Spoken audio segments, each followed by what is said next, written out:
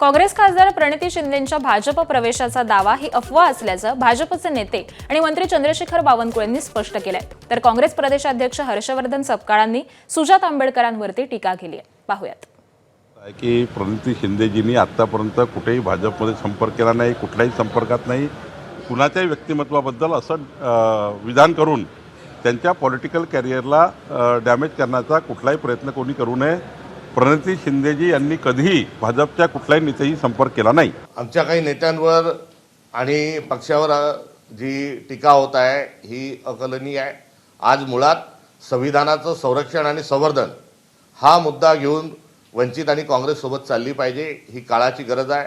तो आजचा युगधर्म आहे आणि मोठ्या प्रमाणावर संविधानवाद्यांची तशा प्रकारची भावना आहे आणि त्या भावनेचा आदर हा दोन्ही पक्षांनी ठेवला, हे शुभ संकेत आहे। मात्र यामध्ये काँग्रेसचं काय चुकतंय आणि काँग्रेसच्या संदर्भामध्ये त्यांची वोट बँक किती किंवा आमच्या नेत्यांच्या संदर्भामध्ये कुठेही टिप्पणी करण्याची आवश्यकता नाही। एबीपी माझा, उघडा डोळे बघा नीट।